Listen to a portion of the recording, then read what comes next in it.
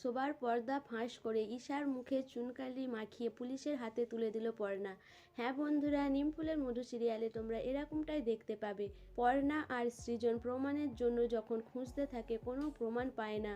এরপর পর্ণা আর সৃজন ক্লান্ত হয়ে ঘুমিয়ে পড়ে।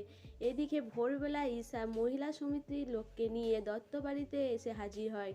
বাইরের চিৎকার শুনে পর্ণার ঘুম ভেঙে যায়। এরপর পর্ণা আর সৃজন নিচে নেমে আসে। মহিলা সমিতির লোক সৃজনকে বলতে থাকে যে সে এত বড় ক্রাইম করে নিশ্চিন্তে ঘুমোচ্ছে আর তারা এটা মেনে নেবে না। সৃজনকে তারা উপযুক্ত শাস্তি দেবে। কৃষ্ণা মনে মনে ভাবে যে বাবুকে আমি এখানে আসতে দেব না, বাবু এখানে আসলে এরা বাবুকে ছিঁড়ে খাবে। আমি বাবুকে বলবো উপরেই থাকতে। কিন্তু সেই সময় পর বলে সৃজন তুমি কোথাও যাবে না, তুমি তো কোনো দোষ করনি, তুমি আসো আমার সাথে। এই বলে পর্ণা সৃজনের হাত ধরে নিয়ে মহিলা সমিতির মেয়েদের কাছে এসে দাঁড়ায়। তখনই ঈশা বলে তোর লজ্জা নেই পর্ণা, তুই একজন দুশ্চরিত্র স্বামীর হাত ধরে সবার সামনে এসে দাঁড়াচ্ছিস। পর্ণা বলে একদম চুপ কর ঈশা, বেশি বাড়াবাড়ি করবি না, আমার বর এরকম কিছুই করেনি।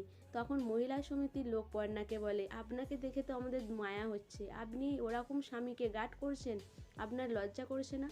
পর্ণা তার দিকে বোঝানোর চেষ্টা করে যে সৃজন এরকম কিছুই করেনি, কিন্তু তারা প্রমাণ চায় যে সৃজন যে এরকম কিছুই করেনি, তার প্রমাণ কোথায়? কিন্তু পর্ণার কাছে কোনো প্রমাণ নেই। এদিকে ঈশা সৃজনকে ডিভোর্স পেপারে সই করানোর জন্য উঠে পড়ে লাগে।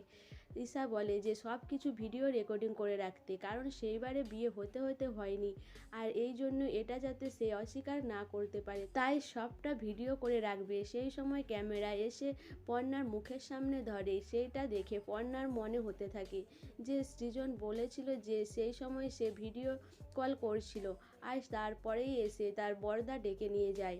পর্ণাকে সবাই মিলে বলতে থাকে যে সৃজনকে বাঁচানোর কথা। এদিকে সৃজন বলে পর্ণা তুমি আমাকে বাঁচাও, আমি কি করব তুমি এখন আমাকে বলে দাও। পাশে ঘুরে দেখে যে পর্ণা সেখানে নেই। এরপর সৃজন বলে পর্ণা কোথায় গেলে আমাকে এই বিপদে ছেড়ে? এদিকে পর্ণা ল্যাপটপটা খুঁজে বার করে, ল্যাপটপ থেকে সেই ভিডিও রেকর্ডিংটা সে চিপে ভরে নেয়। এরপরে সে পাড়ার ছেলেদের ফোন করে জানিয়ে দেয়। যখন সৃজনকে জোর করে ঈশা পেপারে সই করাতে যাবে, সেই সময় পাড়ার সব ছেলেরা এসে হাজির হয়। তারা বলে পর্ণা বৌদি কোথায়, পর্ণা বৌদি এলেই আমরা সব শুরু করে দেব। বাড়ির সবাই ভাবে যে আবার কি শুরু হলো, নিশ্চয়ই পর্ণা কোনো কিছু ব্যবস্থা করেছে। এরপর পর্ণা বড় পর্দাতে সবাইকে ভিডিওটা দেখানোর জন্য চিপটা লাগাতে বলে। এরপর যখন চিপটা লাগানো হয়, সেখানে কিভাবে সৃজনকে তার বরদা ধরে এনে শুকরিয়ে দিচ্ছে আর ঈশাকে সৃজনের পাশে শোয়ার জন্য মৌমিতা শিখিয়ে দিচ্ছে, এইসব দেখতে পায়। এদিকে কৃষ্ণাকে মৌমিতা বলে সে যেন ভয় না পায়। সেই সব দলে যে কৃষ্ণাও ছিল সেটা দেখে বাবু চমকে ওঠে। বাড়ির সবাই ভাবে যে মৌমিতা আর তাদেরই বাড়ির বড় ছেলে এইসবের মধ্যে জড়িয়ে আছে।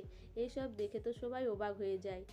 এদিকে ঈশা ভয়ে যখন পালাতে যাবে, তখন পর্ণা ঈশাকে ধরে নেয়। পর্ণা বলে ঈশা তুই কোথায় যাচ্ছিস, এবার তো তোর শেষ থেকে শুরু হবে, আর তুই যাচ্ছিস কোথা? তুই যেমন কলেজেও আমাকে হারাতে পারিসনি, আর এখানেও না। আমার স্বামীকে দুর্নাম দিয়েছিলিস না, আমার স্বামীর তো দুর্নাম আমি মুছে দেবো, এবার তোর কি ব্যবস্থা করি দেখ। সো বন্ধুরা, পর্ণা কি ঈশার মুখে চুনকালি মাখিয়ে পুলিশের হাতে তুলে দেবে? তোমাদের কি মনে হয় অবশ্যই আমাকে কমেন্ট করে জানাবে। আর আমার ভিডিওটা ভালো লাগলে প্লিজ সাবস্ক্রাইব করে দিও, আর লাইক কমেন্ট শেয়ার করো।